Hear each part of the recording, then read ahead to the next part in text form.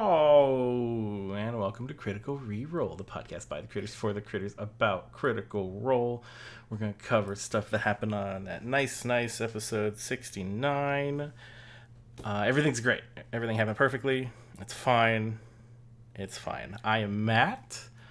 And yeah, I for one welcome the Crawling King.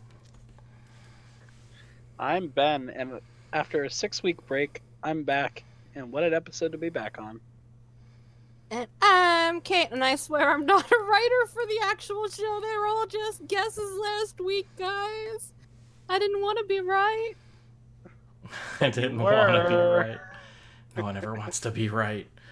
Yeah, so they had some fun at the end of a dungeon crawl. Yeah, and what a dungeon crawl it was, too. Yeah, which I missed, but I got the end, which is the cool part. So the big room. Well, so they stayed in the mirror room, right? Well, they were right outside the mirror room. They were Okay. in the little mirror vestibule kind That's of when area. that's where we started. But Mhm. when they had the overnight before they started the bridge room. Okay, I was wondering because there was mention of a long Yes. rest. I was like, where did they rest? This place sounds Yeah, the like long rest hell. was before Yeah. the bridge, actually. Mm-hmm. And yeah, Bridge I and did like all mirror. of the ideas of like what door opened. Is it in the mirror? Because that's anytime I have mirrors, I always want something like in the mirror to change. But that's so hard to convey in a theater mind sense. That's what happened. Did Matt. it though? No, but they tried to go their look for the reflection- mirrors. No, not well. The episode before. I know the episode the before they fought dungeon mirror crawl. selves. They pulled them into the mirror and they could see like the knife through the mirror. There was stuff, man. There was stuff. Yeah, they had to go. They had to be in that realm to be able to proceed onwards, to be able to grab the knife and open the door, which is pertinent for later in the episode of this episode because of one of the worst decisions I've ever seen, probably in the show. Yeah. But that's just my own opinion. So. I mean, it was for science. I know what you're talking about. Yeah, we'll talk about it. Yeah, but first, let's talk about a little chitty chat that Jester and Not had. Yeah. So they take a short rest here. Is what they Yes. decided after Which the last. is good idea. Take your rest. I know people get worried with not taking rest because they want to get there in time, but you need to be at your fullest power when you feel like you're at the end of a dungeon. And especially with Ford being a warlock and like Bo getting her key points back, both of those are extremely instrumental in turning the tide of a fight. Yeah. And they- the short rest was really cool. Yeah, they weren't at a critical timing point. I don't think. Like, Yeah, nothing had This- attacked them yet. right, but this dungeon also wasn't like a pressing, immediate issue. It wasn't like we need to have this done by the end of the day and get out. Right, like everybody that's like running the haunted house was off that day because they didn't expect to have any visitors. Kind of feel. Sure. Yeah, well, like nobody reset anything, and it's like, oh god, we only got the 4 people that are in the mirrors or whatever. No. Um, But I mean, like, it wasn't like they were on a timed task to get through this. Right. It wasn't like you have to be back in 2 days. It's not So like they the were- end of campaign 1. Right, so they were able to take things a little bit more at their own pace, despite there being things that could attack them living in these tunnels, supposedly. Mhm. So taking the short rest was a good idea. every group's bound to have at least one good idea. And this is their only. But yeah, so actually- but Not is still on her war path of did you take For forced sobriety. my flask? Is Jester the last one she asked? I think so. I feel like it. She's got to be, Well, I don't think or at Not least asked Caleb at all. Yes. I think Not knew that Caleb would not do that to her, especially considering their history. I mean, Jester was definitely the last because she got an answer, but I don't remember No. if there were others that weren't asked. Yeah. I don't remember if she asked Caduceus or not. Oh. Because I know she asked Ford, I know she asked Bo, she asked Yasha. But yeah, Yeah. so we find out Jester had it. I have not. I have Some good old Not. Not. She definitely didn't ask Molly. Thanks, useless rogue in chat. Heyo. Yeah, and Sundu kind of has the other idea of it was a trap they knew they were running into, but they believed that the trapper didn't know that the prey knew that they were being trapped, but they instead got trapped. Perfect. All right, that's the episode. Yeah. Thanks, That's it. Sundu. But yeah, so this is one of the things that you wanted to talk about, Ben. So take it away. So I love character interaction. And the entire conversation between Nott and Jester was totally on point for both of them and really showed a lot of Jester's understanding that she's not always right. So in a Talks Machina episode 2 or 3 weeks ago, Laura had talked about her decision to steal Nott's flask and whether or not Jester knew it was wrong. And at the time, Laura was like, well, when I did it, I thought that it would be the perfect opportunity for Nott to realize that she doesn't need it. But then, as time has gone on, Jester has realized that it was a not good decision. And Zing. And then was kind of trapped in her cage of her own making, trying to figure out how do you give this back without causing a big ruckus. The timing of it all actually worked out really well, because I don't think Nott was going to get mad at Jester right before they go into a big fight like this, or a big finale of a dungeon, because they didn't necessarily know a fight was coming up. But it definitely could have escalated a lot worse had Jester decided to not give it back. So the fact that Jester did give it back really showed a lot of Jester's character outside of just her happy-go-lucky demeanor normally. Mm-hmm. So there was a lot to be pulled from that, and then you also get to see Nott's other side of it, where Nott really explains why she needs it. Talking about how she uses alcohol as an escape for thinking about the future, thinking about what's going to happen now that she's found her husband and knows where her son is, and whether or not she's going to continue with the Mighty Nine or leave them to go back with her family. And alcohol was an escape for her to just enjoy the adventure, which is something that a lot of people, in my opinion, struggle with in life, is just they overthink things with anxiety. And I definitely think that it kind of showed that Nott, if diagnosed, would probably say that, one, she has alcoholism, but also, two, she uses that alcoholism to avoid her own anxiety. So there's a lot to be gathered from just that small conversation. True. Yep, I like their interaction. Sam and Laura play very well off each other, so it's always nice to have a little time with them and their characters. It sucks that, alcohol's the drug of choice, but right. I mean, we now have a reason, and maybe now Jester has the tools to start a new conversation of, hey, maybe weed.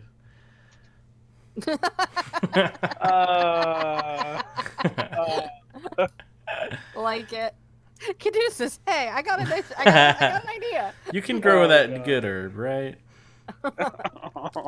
Meanwhile, it's like Goodberry, but a different kid. Goodberry with the trademark at the end.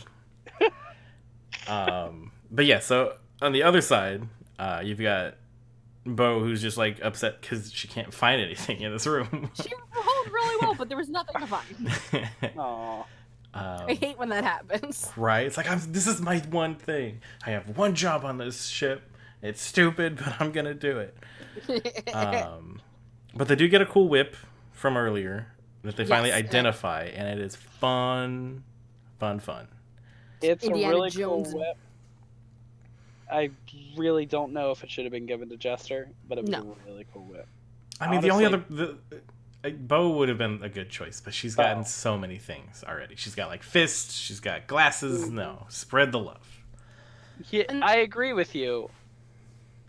But I think there's potential because the way Matt runs his games, we know that they'll eventually have some downtime. And they goes, tell me what you did for 3 months. He builds in things like that. So I think he's gonna probably, if Laura wants to continue with the whip, he may build her time to become proficient with that whip, and then it'll be really fun because it's a cool weapon that doesn't get used as often. And with Laura having it, it's going to get a lot of out of combat use. Is what's going to be amazing. So it's going to be a lot of fun. I do like it in Jester's hand, not necessarily in battle, but I think it's going to be a fun prop for Laura. And I think it will be a great thing in Jester's hand if she becomes proficient with it, because then I think it just overall, first of all, the fan art of her with a whip is, I can't wait. Gonna have to add it to my cosplay. Yeah. Yep. But then also, that could become a main weapon for her. Whenever she doesn't necessarily want to, like, she needs to catch somebody or anything like that. I mean, the one thing is, it's not great for her because she's really not an up close. It's got a fighter. 20-foot reach. Yeah, so she doesn't have to be that Yeah. close. She doesn't have to be close. A 20-foot reach, and then That is once you true. start hitting, I mean, with the higher levels of cleric, Divine Strike. the divine strike, like that's gonna be awesome. She's when gonna she have it becomes made proficient in with the it. shade. Yeah, I mean, like it's gonna be awesome. Well, and this is how you get proficient in a weapon, is using it. So that's gonna be like, Yeah, exactly. use of the downtime feature in Dungeons and Dragons. Yep. So I mean, like Jan Allison says in chat, should be your main weapon now, proficient or not. I mean, once she hits, it's better than her hand axe. I mean, we see how often she uses her hand axe. Right. Not that often. And now you have something that has a 20-foot reach to it. And you can pull it or you to it or to you. Could have said that better. That was a sentence. That's a sentence I said. Can't take it back. It's out there in the world now. Indiana Jester Indiana Jester. Moreover, when they do finally decide to proceed down the dark hallway, Yasha speaks up and is like, "Hey, I'm tired of not being able to do anything. I want to be in the front." And they're like, "Hey, we're here for you because this guy knows you. We want to keep you safe. Maybe you in the middle." And she said, "No." Which I agree I with. understand. I understand from a character point and from an Ashley point, both.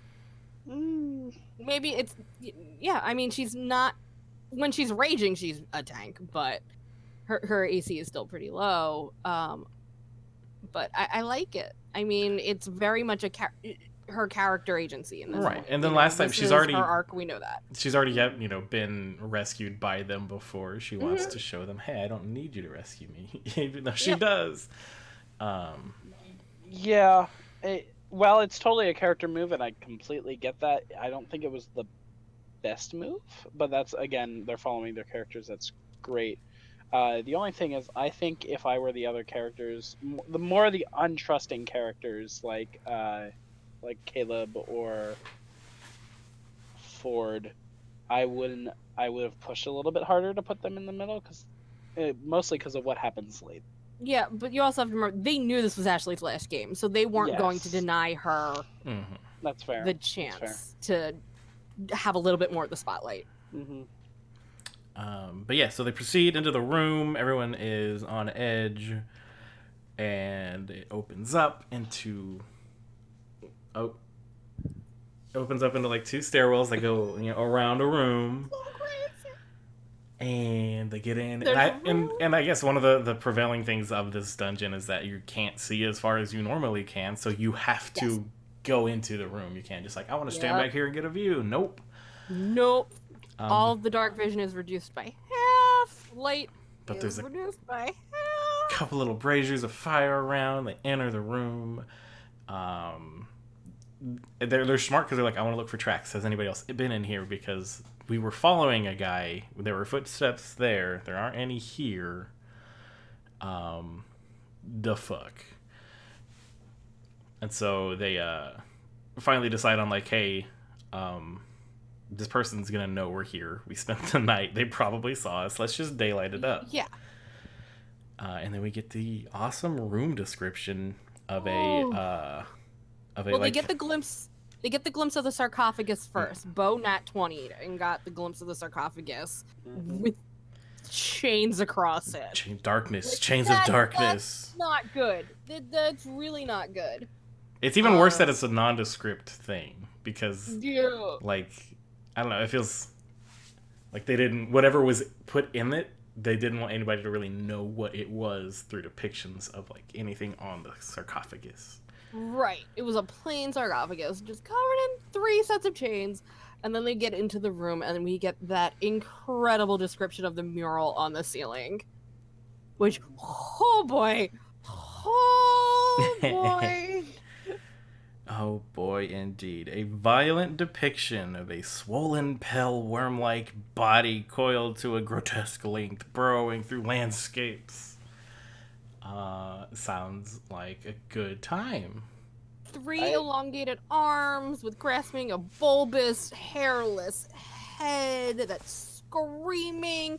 It wears a crooked crown. It's got void black eyes, and its gaping mouth is full of like serrated teeth. There's my fan art if it focuses. You can't see. There you go. There he is. Crawling King. For those who are listening, you can join us on Sunday nights when we actually record this podcast and get the visual upgrade that comes along with viewing in Twitch. It's absolutely free. It also goes back on YouTube, I believe. It does. So that's good. Yeah, you can check out on YouTube too. See Matt's fantastic art of the Crawling King, who we find out this creepy freaking mural is of. Woo! Sounds like a guy I want to have a party with, and then die. Which does kind of confirm that the Crawling King, whatever spawn it left behind, is going to be whatever this worm is that's in the other depictions, because you've got a phoenix worm, Ukatoa. Right, at least in my head. Which is why Not was looking for Ivory, because people were really confused. They were like, why is Not looking for Ivory? What Ivory? What are we talking about? Even Matt looked confused when Not was asking, like, is there any Ivory around? It was definitely a callback to the mural, the Ukatoa mural. Either that, or I think it might have been a spell component somebody needed at some point to make something. I forget what it was. Anywho. Yeah, so they see this big mural. I love that Laura's like, I gotta ask, does it move? Oh, Travis's face when she asked was just pure terror. Like, why would you even think that? Why would you bring that This up? ain't Harry Potter. Travis's reactions just... It's the best. I love that man. And his reactions to anything spoopy. Yup. We also get, they find the same inscription about the bridges and then become the nightmare that was at the beginning of this whole fun little crawl. And then Not finds sigils actually on the sides of the sarcophagus, runes that are little anti-tamper bands. Do not open if broken. Yeah, I think Caleb had arcana'd them to be abjuration. Very strong. Heavy abjurations, the ones that's keeping him in right now. Yep. And most likely, spoiler alert, the ones that they are the ones that the spell actually breaks. Like the spell's probably focused on breaking those things as opposed to raising. Correct. I also liked in the meta of the game how the dice helped tell the story of how nervous everybody was with them constantly failing rolls. I know. Like dice are so much like the most useful story. They're a whole nother player. Yeah. They're a player all their own. I want to look at this natural one. I rolled 2 natural ones. Yeah, because you're nervous and your dice know it. You have to put forth a positive front for your dice to roll well. You can't let them see. Don't let them smell your fear. Okay, the statistician in me is dying right now, but that's fine. No, it's fine. It's 100% true. Yeah. Clearly, superstition is stronger than... I will say it's bad luck to be superstitious, so... Anywho, they all spread around, they get all these nice descriptions, and we get Ford being like, everybody's in the room, I'm going back up the stairs. I'm like, hell yes. I was like, yes, thank you for making a smart, and then he didn't even get there, and I was like, no, Matt, why? He's like, oh, Matt caught him. He's almost gonna ruin it. Oh man, I wish they would have kept somebody up there just watching. Because maybe I just jumped the gun and maybe I don't care about lore reveals, but I would have shot him immediately. I would have like Eldritch Blast as soon Nope, as I they Gotta wanted let the answers. bad guy Nope, monologue. they needed the I answers. don't like. Always let monologues happen. The whole reason they came to this place was to get Yasha answers. You're right. At the You time, shoot him, that's not gonna get you Yes. answers. Real Yes, quick, but D&D at- tip at- thingy. Like, but at the time, they didn't know he was a demon.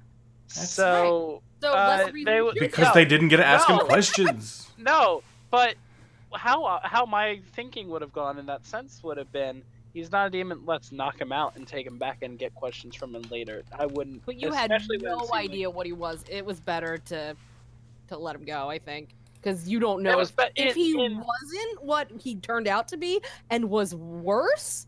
He could have TPK'd them, and then you don't get answers either. And now That's you're true. dead.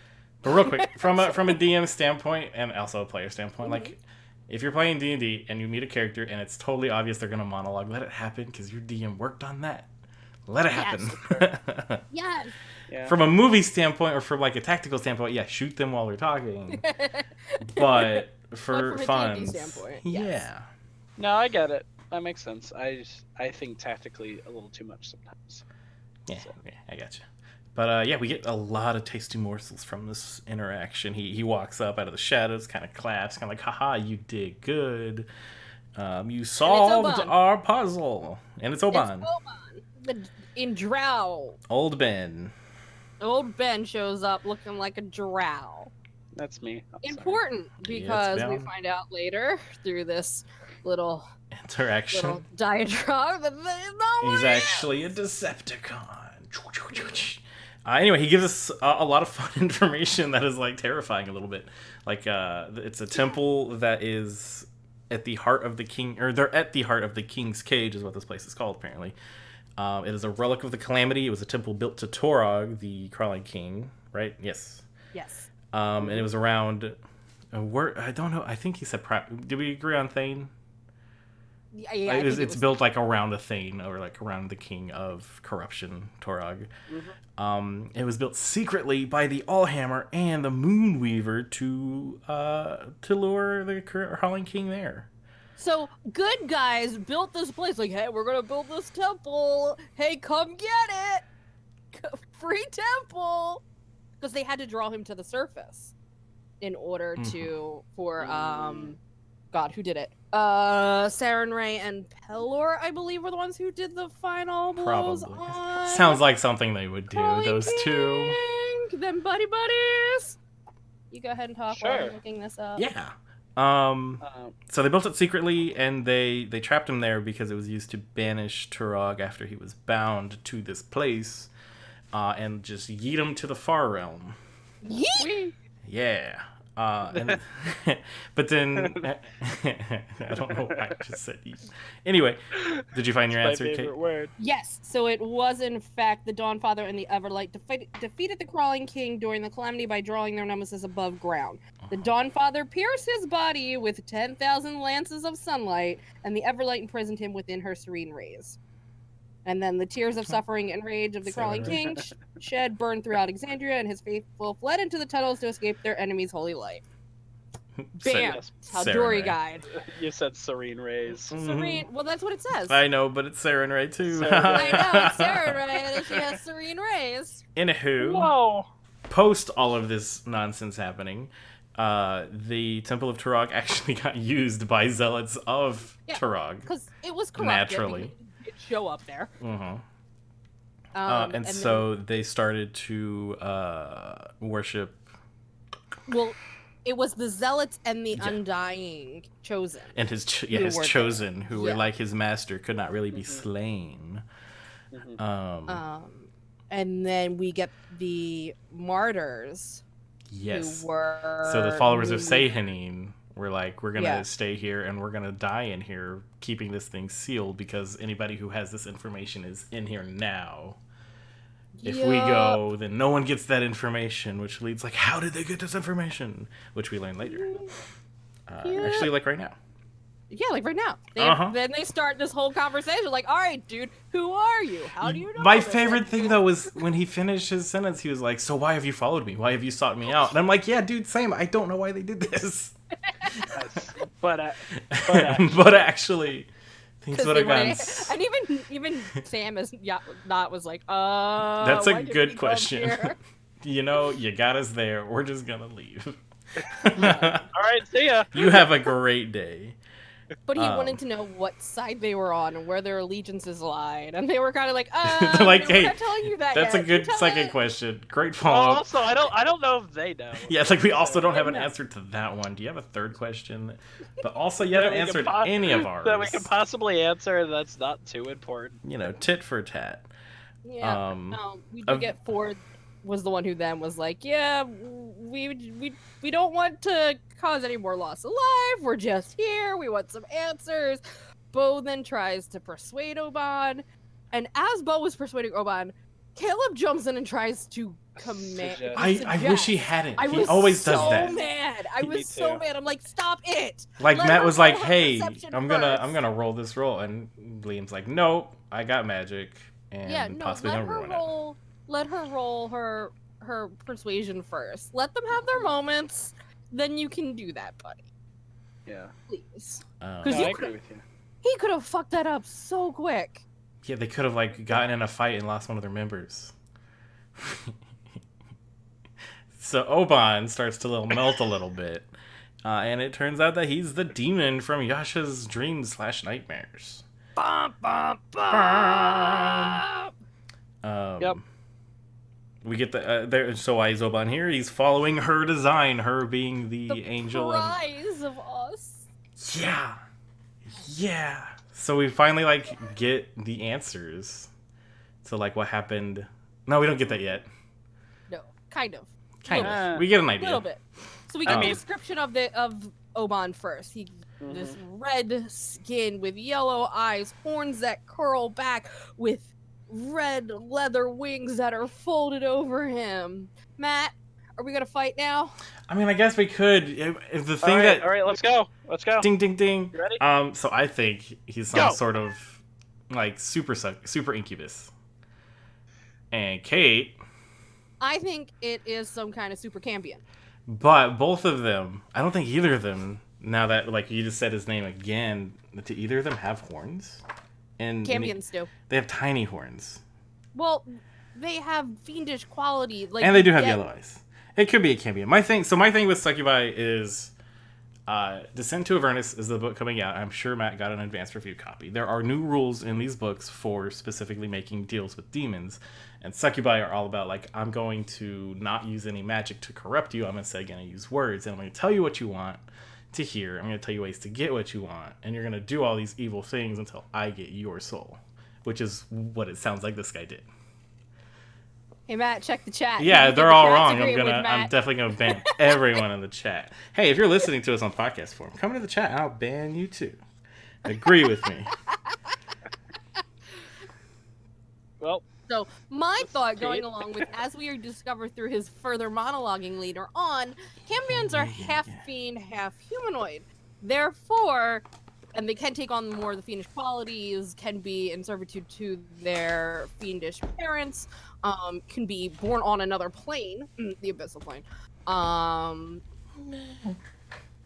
And they have the fiendish charm? Is that what it's called? Yeah, fiendish charm, which is one humanoid the cambion can see within 30 feet, must succeed a DC 14 wisdom saving throw, or be magically charmed for 1 day. The charm target obeys the cambion's spoken commands. Which is what happens. Yes. If the target is hurt, they have to repeat the saving throw. But again... But it was never hurt by any of the, Cambion's allies. So... Meh? I mean, literally his last words to Yasha were... So in reality, he's a Cambion, but I've already marched all the way up this hill, and I'll just die. And we do, with Mordenkainen's, get a little bit more breaking down of the Cambions, whether they are infernal, whether they are abyssal, so...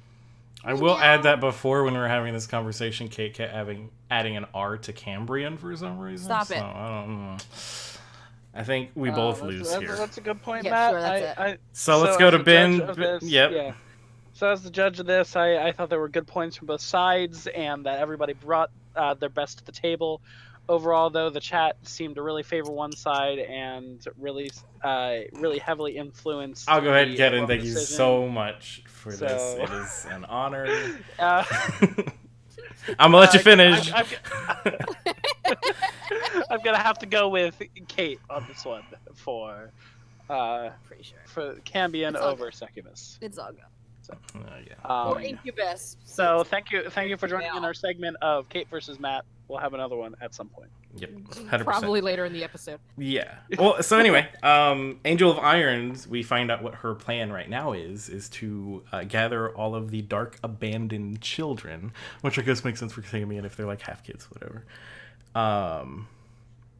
And she is the mother of all robbed from a greater family. So she's literally collecting all of these children, and Ukitoa and whatever this thing is in the box were leftover children from the betrayer gods being yoinked away from this world. Use We them don't both. have Why complete yoinked? confirmation on yoinked. Ukitoa being one of them. He may have been primordial Oh, okay. beforehand. We're not sure on that one. It could be a whole nother layer of things that we have to fight here. Gosh, Matt and his There's a lot of 7-layer demonic burritos. I want a 7-layer demonic breed. Can that be the name of the episode? 100%. At this point? Yeah, Um. I like that. I But like we that. also, so I have a note here, and we'll go ahead and chat about it now. Do you think maybe Molly was one of these abandoned children? It's possible. We did get references early on in the campaign when they went to, I think, Zadash, that Molly had Jorhassian blood as opposed to Jester, who appeared didn't. So we at least know he's from this area. We did. There was something else. What was I reading before about Gordranus? Hold on. That Gordranus was where. Yes. well, yeah, yeah, but there we was a know where- specific phrase where I went da da da. I'm dead. You were saying It's in so here many somewhere. things then. I will continue the I conversation. know. I was reading from the book. So when we get back to that, we'll talk Yes. about that. So we get that the urge to once the betrayer gods return, they were freed by this archmage Vesping Chloros, who may or may not have been Vecna. We're still not sure at that point. I think it is.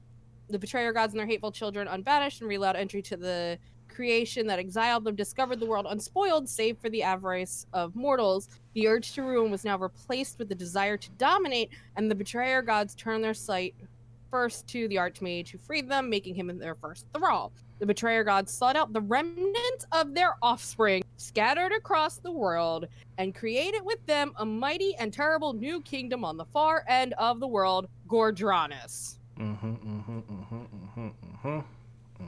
Yar. We have been to Gordranus. It's not what it's called, according to the drow. It's Rosanna. Everybody else knows this is Gordranus. Yeah. That's also what this is in the Tal'Dorei guide. Yes. It would also make sense then, just based on the narrative of the book, that they would base it off of Tal'Dorei thinking and not Right. necessarily of Wildbound or whatever that comment Wildbound. Well, is. this thinking. was this is all pre part of the world. Yes, This is on all stuff before Tal'Dorei. Like before you hit any of the Tal'Dorei stuff. Yes. But yes, as opposed to being from the Jorhassian point of view, yes. Yes. So that's just would be why it would not be called Rosanna in that. No, I know why it's yeah. Yeah. But Other fun stuff that we get from Obon's but yes, monologue. I think Molly. Yeah, but the question was Oh, if yeah. Molly could be. It's very possible. Yeah, because Very, he very possible. apparently doesn't die, or at least when he died the first time, he came back without memories. There was a question actually about Molly that I wanted to include quickly. Yes, go ahead. So wow, this is from No Name. Give him a Please, name. if you want to submit a question, comment, concern, complaint, I guess, to us, we have a reoccurring Twitter, Google thing that we put up on our Twitter every Friday, the day after the show, that you can ask us questions and we'll read them on air and then answer them. So this one said, "Wow, just saw the Denver panel on YouTube that question where Matt confirmed that the circus acts at the start in episode 1 reflected and foreshadowed the themes of the Crawling King's minions. Mind blown.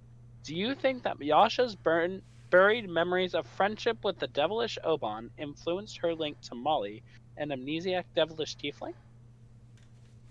Probably. I want to go back and rewatch it now so badly. Like I haven't. I didn't see this question until right before the recording here, so I don't know what question they were referencing at Denver Comic Con. But I am now super excited to go back and check that out, and I think it's very possible. I think that's why she kind of like imprinted on Molly, because she knows that she's been trying to find these abandoned kids and Little duckling.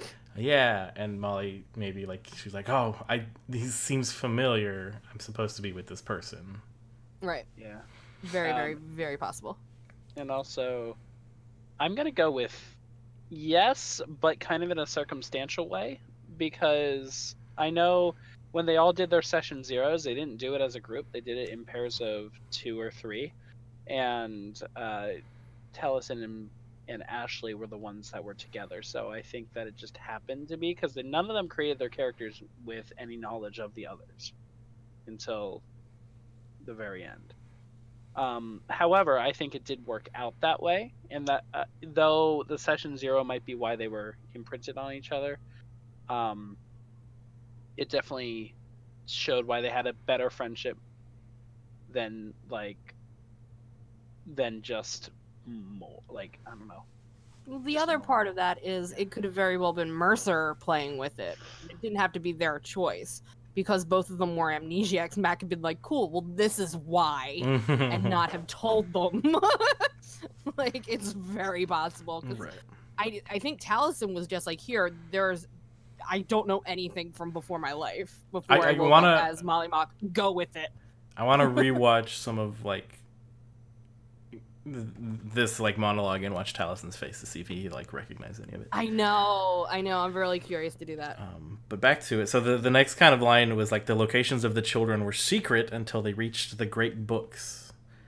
So I'm thinking that's what they just got the information from, and that's what he was meeting in Rosh Hashanah. To get these books and find out where these things were. Or maybe he already had them and they just needed another book to get some sort of ritual to like break the seals. I don't know. Yeah, he might have been trying to find the slab or something. I don't know. But now it's like a race kind of against time, and they have like 1,000 different quests that they could do now. Anywho, Oban starts flying, starts reading from his little iPad. And... Well, it sounded like, from what he was saying in the monologue, was like he thanked them. He was like, thank you. I'm totally grateful for you guys coming here. So it sounded like, at least from my perspective, he was following them and letting them open everything. That's definitely what I thought. So that's why I thought he would be Incubus, because they can go ethereal. So he could have just been there the whole time and just waited. Yeah. Ooh, counterpoint. Ahaha. Round 2. But as we find out through this battle that it's not just if it was a Cambion or a Succubus or Incubus, Matt did his Matt thing and beefed him up a little bit and added other features possibly and things like so. Who knows? He could have been just invisible hanging out behind them. Mm-hmm. I was saying earlier, like it was literally like walking in front of Yasha, like on her feet, so he didn't leave any footsteps, and it was very adorable. Just hanging onto her shoulders. Mm-hmm. That's why she wanted to go first, so he could be in front and nobody would see him because he's invisible, and they would cover up his footsteps. And then also, so he starts reading. Well, they do ask. They ask who is the, because he was talking a lot about the Queen of Irons, and he kind of was just like, she is who she is, and didn't give them any direct answers.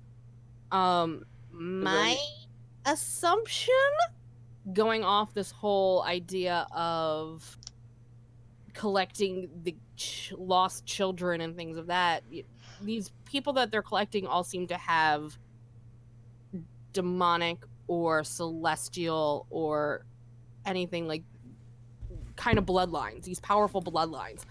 My thought is that the Angel of Irons is potentially an offspring of Thrasadune, the Chained Oblivion. I like that. I'm not sure. If only because there's a lot of floor right now. Yeah. I mean, there's a lot going on. There's a lot but of sift through.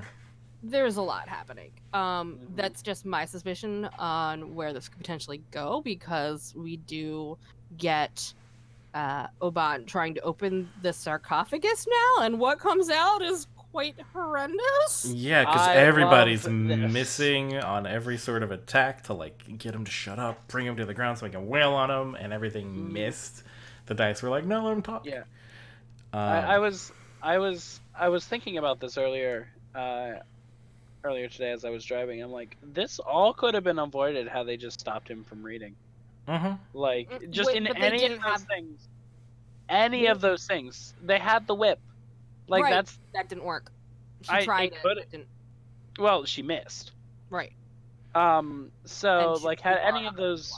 Had the dice worked out better, this entire thing could have gone differently, and I bet Matt was ready for that, too. Oh, there are definitely contingency plans. Yeah, and like the chat is saying, like, nobody had the silence spell, which would have been clutch. Yeah. Crucial. Anytime there's a caster, like, they can't use the somatic component. They're out. So yeah, they Oban, if that's their real name, opens the box and it breaks, and like the lid shoots up and hits the ceiling. And it hits Oban.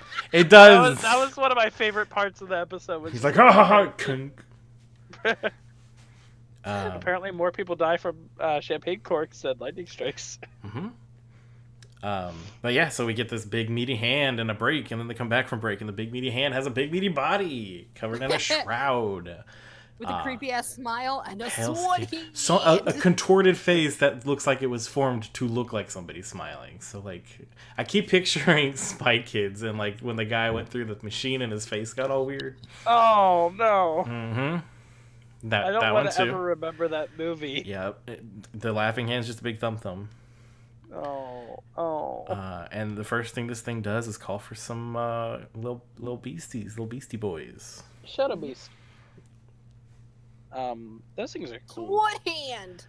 But he got the sword hand. It does have a sword hand, a big scythe, like a cha-cha. Grab my good hand. hand. No, it was a double-edged sword. It wasn't a scythe. Like all laughing is. And they fight for a little bit. And I do like that early on they're like, we need to go. That was good call. Yeah. They're like, because they didn't. I don't know what favorite parts were on the battle. Mine was what the wounds did when it got back to its turn. So creepy. It's very, very good. So I guess he's called the laughing hand because every time he gets a cut, it grows another mouth. Teeth form, and it starts laughing, and all in different tones. Very, very not good. But that kind of comes to one question that we'll look at real quick. This one comes from No Name, so we're going to say Winifred. What if the gibbering chasm is the result of the damage the Celestials did to the Laughing Hand, and how they learned it couldn't be killed, only contained? I thought that was from Morgan. No, that's the last one's from Morgan. The one below it's from Morgan. Under it is from Morgan. It looked... Goddamn formatting. So I like that idea. I think maybe like they tried to sever limbs, they tried to lob up pounds of flesh, and they became gibbering mounds or mouthers. Gross. Gibbering chasm is what was in underneath the bridge. Yeah, the little mouthers. Earlier. And it's so, one giant mouth. Oh, it was one giant thing? Oh yeah, no, it was this huge thing underneath a giant bridge. The bridge. And they were all just mouths. It was super creepy. The worst. I have never been. Chasm. Honestly, that's the thing that freaked me out the most so far that Matt's ever. There's lots of mouths that are happening in this dungeon crawl. It was super. But what do you guys think of that? Do you think that that wasn't always there until they started killing the Laughing Hand? I think it's very possible. I think that's a really cool idea, and I like it.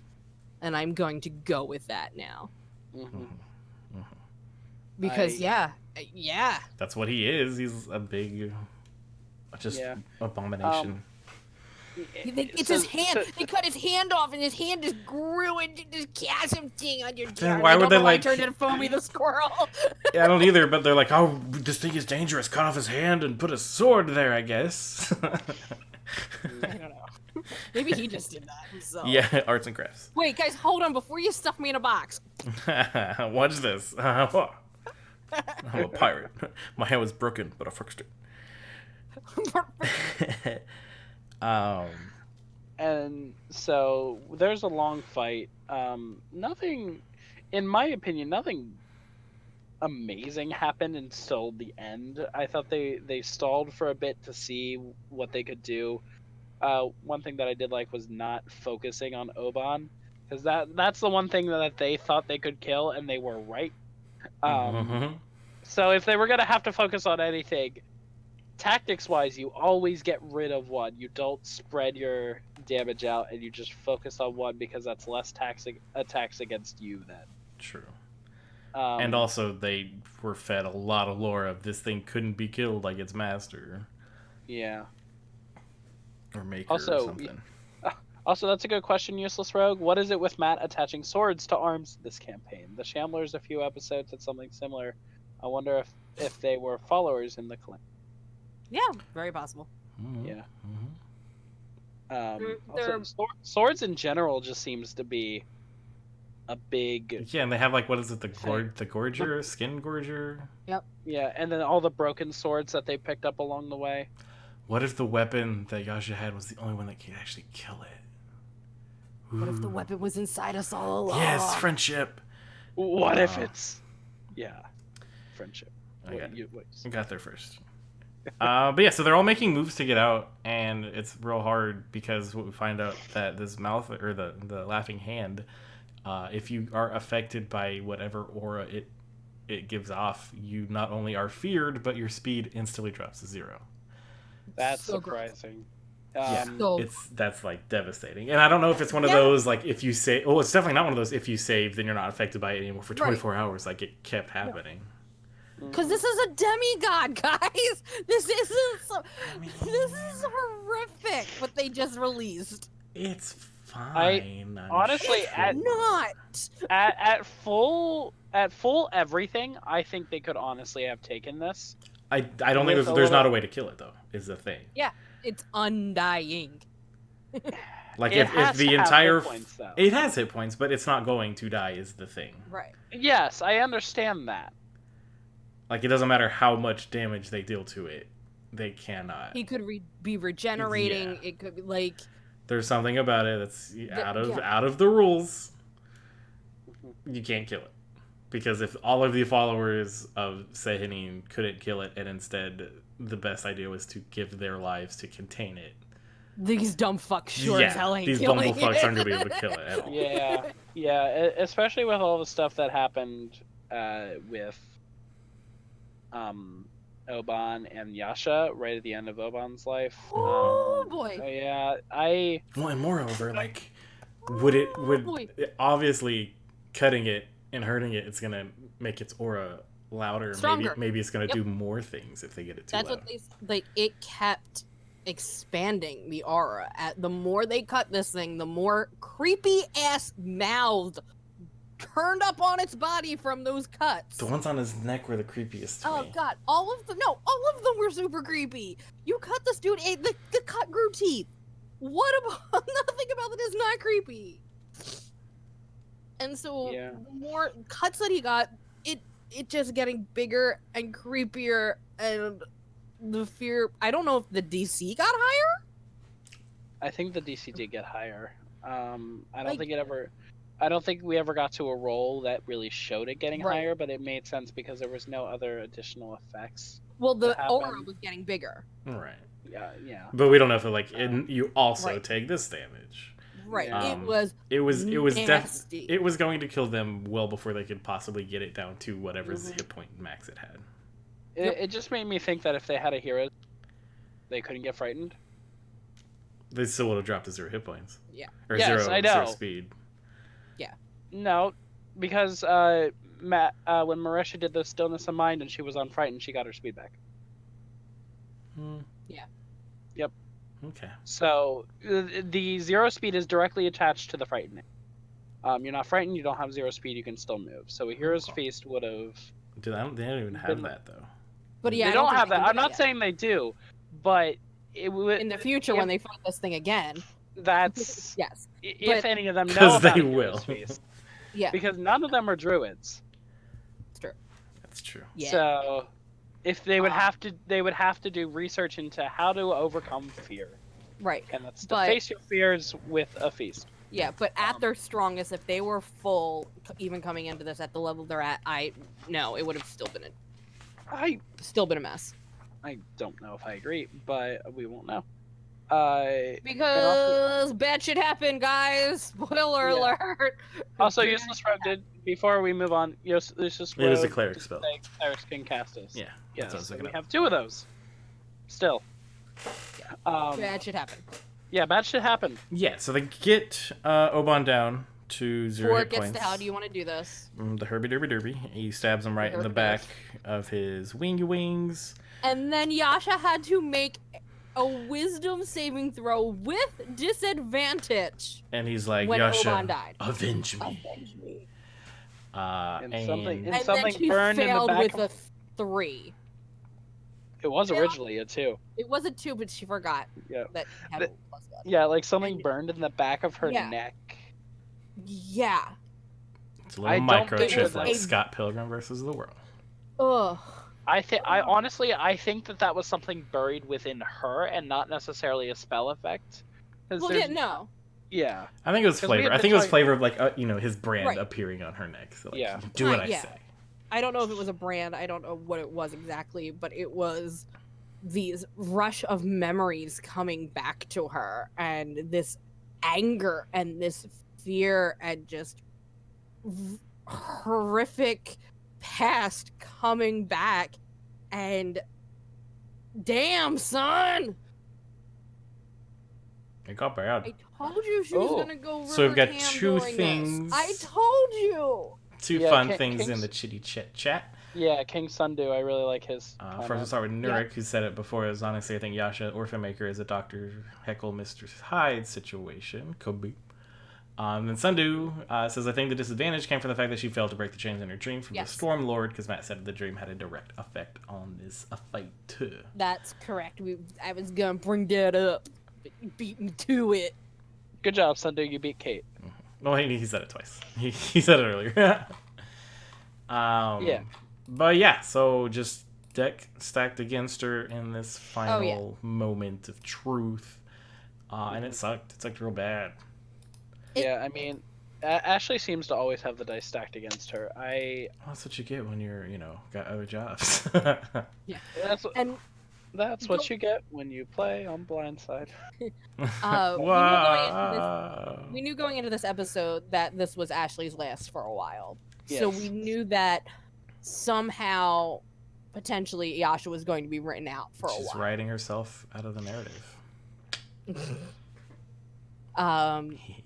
So, what do you think in terms of storytelling versus player agency?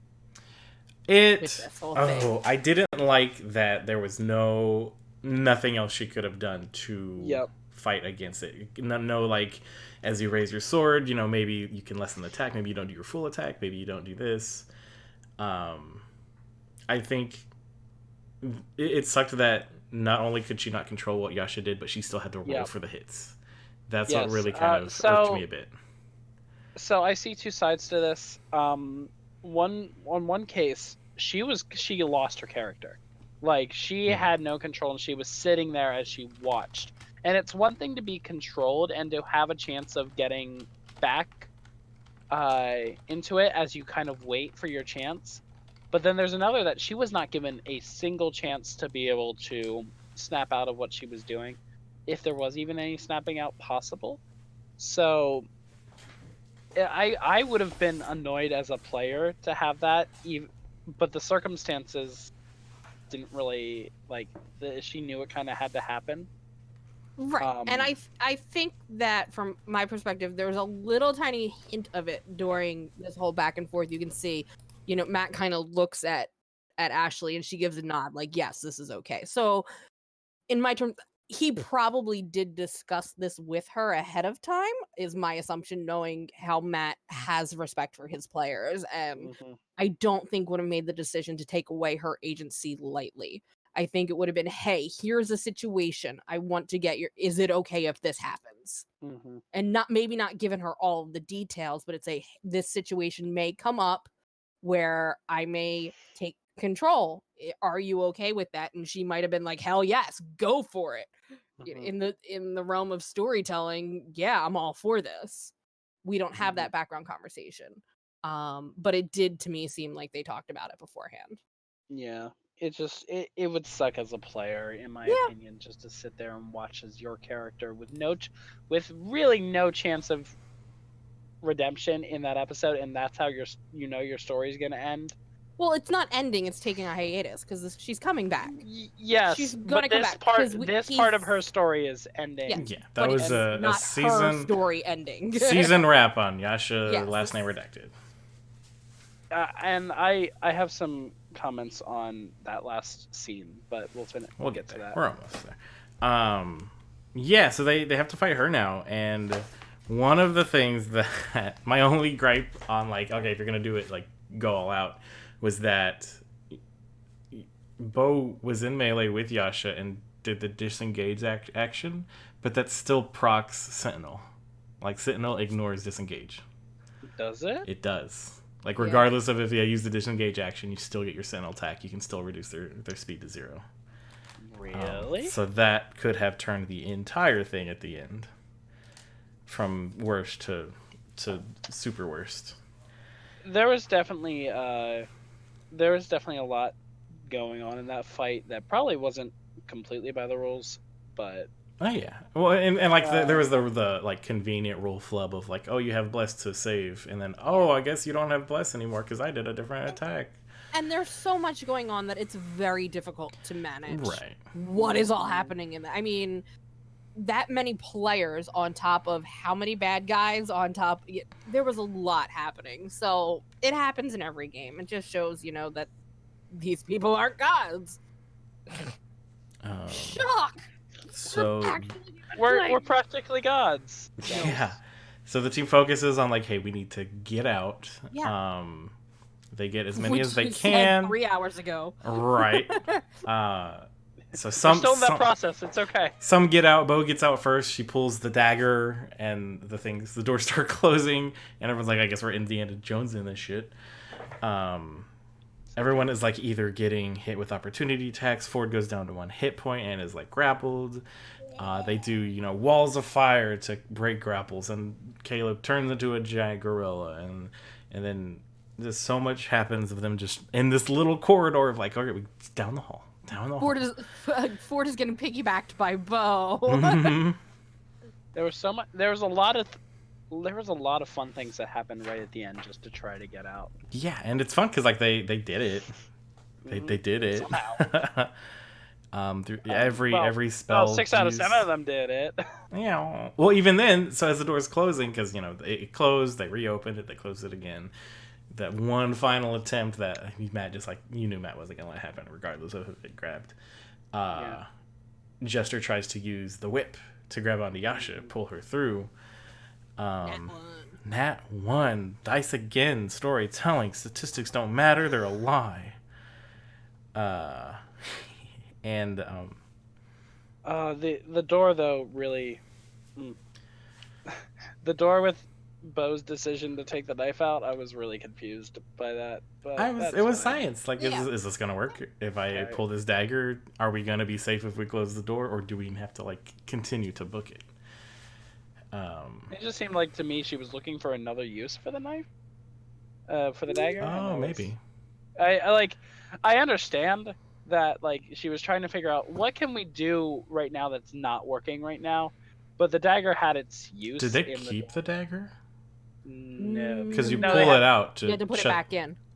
No, they didn't. No, they could have kept the dagger because They might have kept the dagger. I don't remember. Because you got to put the dagger in to open the door and then release it to close the door. So they might have a real Right. cool dagger. That could be the proof that they need. They So might have, yeah. they say their goodbyes. Not really. I think No. Jester's really the one that said like bye or like something. Or just yelled. they, Yeah, like- that.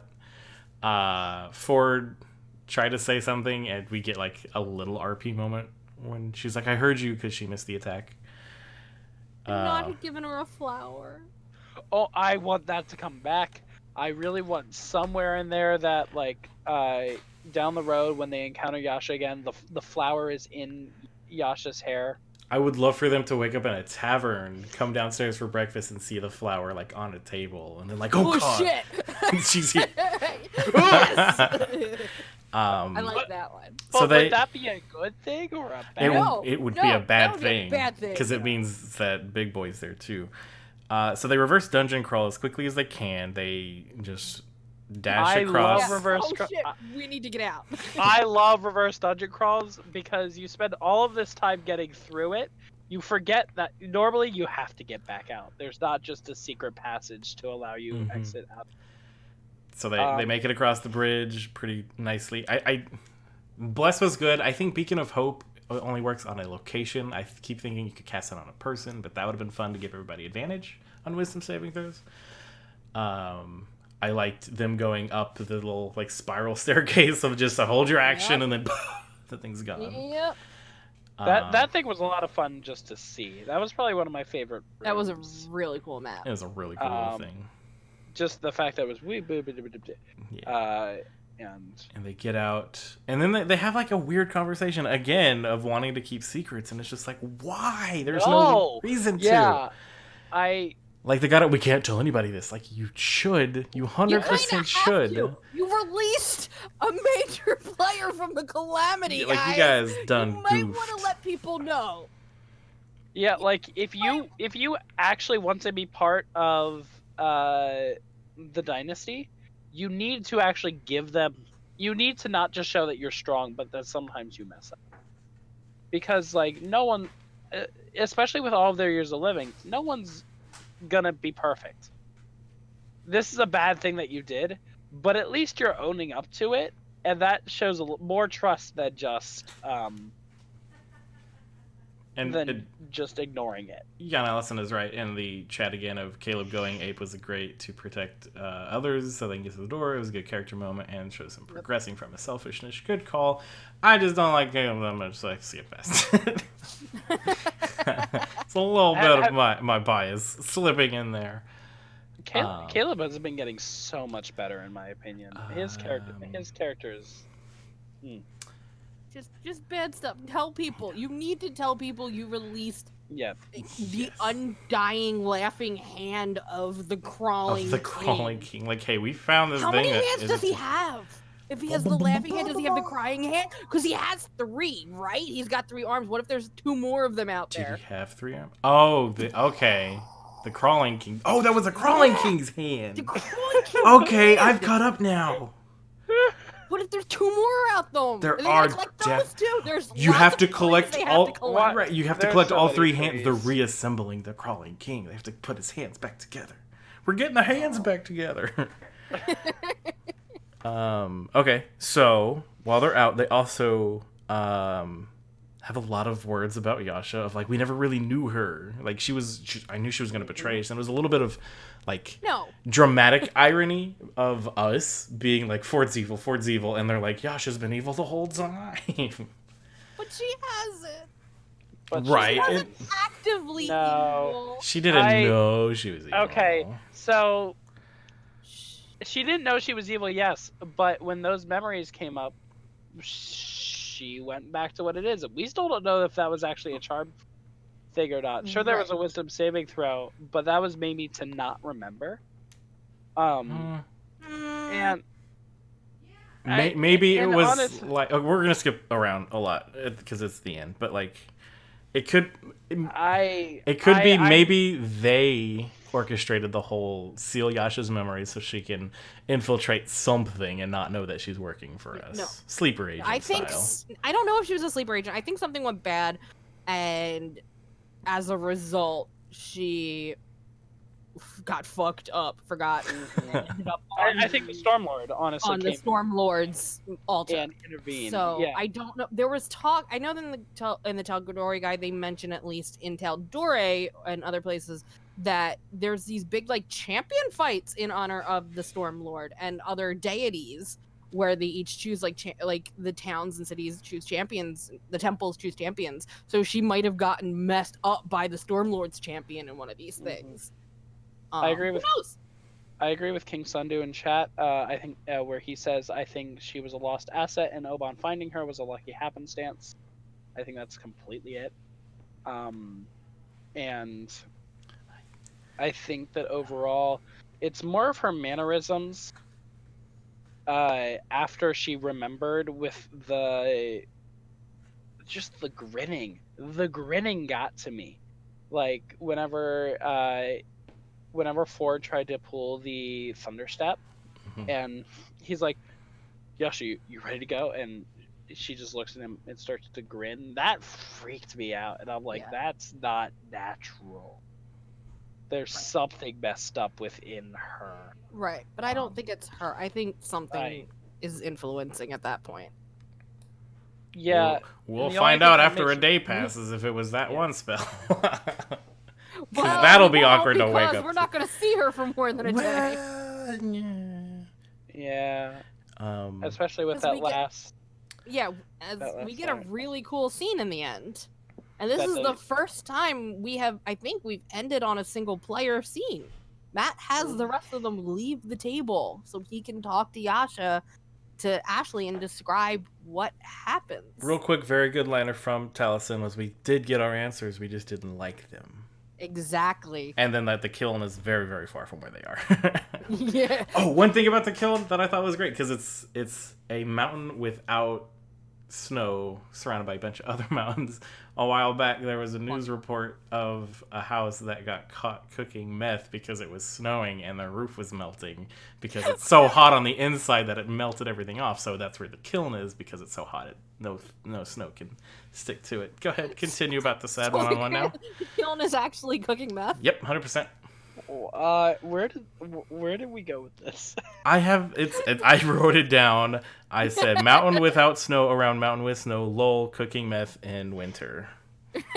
I like it. So you're going from weed to meth. It's a gateway drug, and you are now progressing, Matt. Mm-hmm. I think we need to have a conversation later. Because Yasha's the true heroine.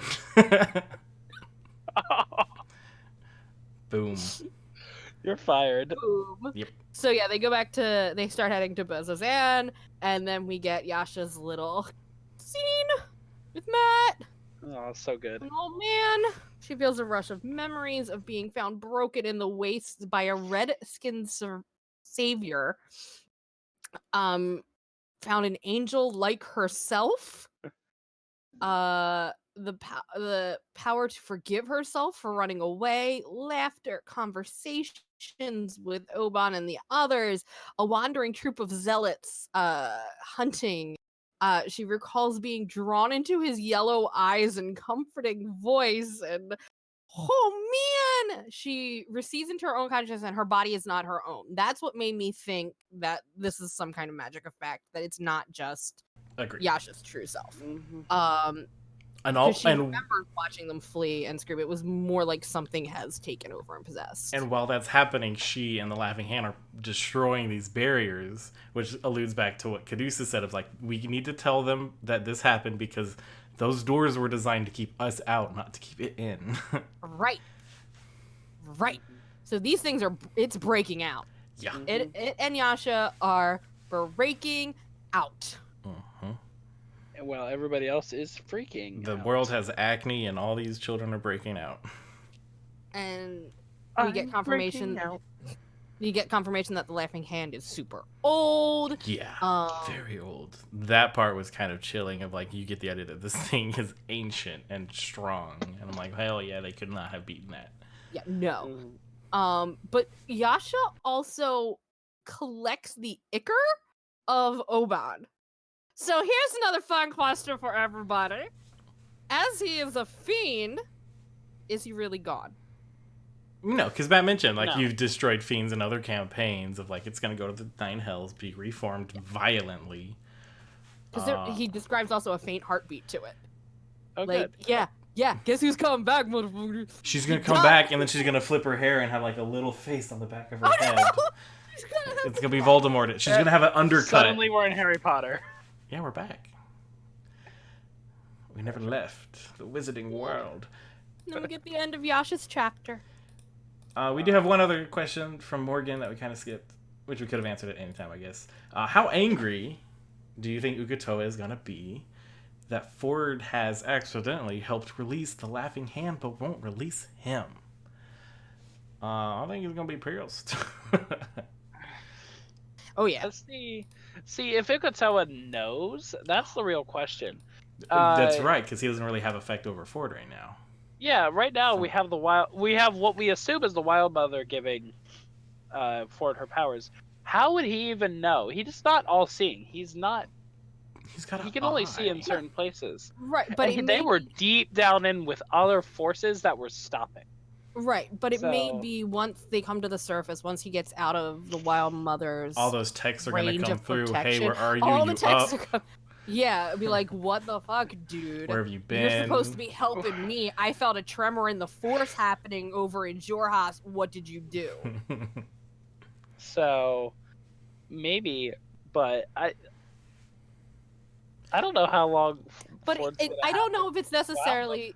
Yeah, I don't know if it's necessarily that Ukatoa can see everything that's going on. I think Ukatoa has a link to Ford and can know what Ford is doing, and kind of go like how with an that. aboleth connects to its. Kind of. Maybe if yeah. he touches a body of water, he'll learn all of this information. Maybe. So I think it's more he can see through Ford, for lack of a better phrase, but he may very well find out that Ford did this thing and be pissed. We have from John Allison again. I think that depends on the connection between Ukatoa and the Laughing Hand. Maybe the hand is now going to be released.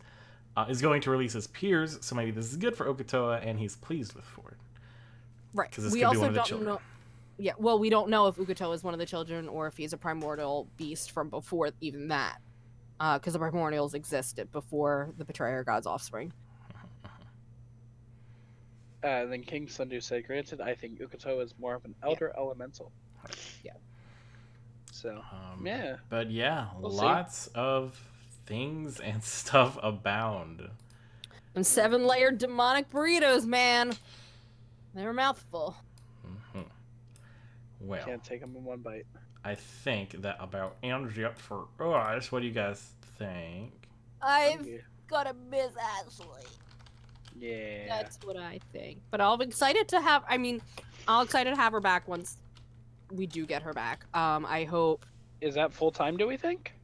I don't know. It's gonna depend on. It's however long it takes to. Yeah. I thought film a Blind Spot. series. I thought this was the last season. They've got a 4th season, which they're about to start filming. Yes, I thought Yes. season 4 is the last season. Is what I thought I heard. Yeah, I don't know. Who knows? She may get written out early. She may get to the end. We don't know. Yeah. What and when she'll be coming back. Because she may be home for that long Christmas break. Who knows? Oh, I just looked it up. NBC confirms whether Blind Spot will be back for season 5. The series has been renewed for a 5th but final season. Cool. Okay. This is the 5th season because season 4 is already. Right. All right. So, yeah. Thank you for joining us on our Blind Spot podcast. What was I gonna say? I had something I wanted to say, and now I completely forget what it was. Something about missing Yasha. Do you think Yasha will come back with a different character? She gets back before Yasha is dealt with. 100%. Absolutely. Maybe it'll be somebody fun with all of her family intact. I had something I wanted to say, and I completely forget what it was, and I'm trying to think now. Well, I'm gonna hit the ending About music button, so if you got that long to Yasha. figure it out. Well, okay. I'm not gonna get it in time. I'll Yeah. post it up when I think of it. Nice. Well, thank you all for joining us on the nice episode of Critical Role recap coverage. Nope, that was nothing. I was your Matt, and I can't speak because it's past my bedtime. I bet I have to go to work tomorrow, so I'm an adult now. I'm Kate, and this was not a nice episode. You all lied. Be sure to follow us on at Critical Reroll on Twitter, YouTube, not Facebook. What the heck am I saying? Twitch. Hit that like button and subscribe. Tip Like, your subscribe waiters. Tell your parents you love them. All that stuff. Everybody have a good night. Everybody say bye. Bye.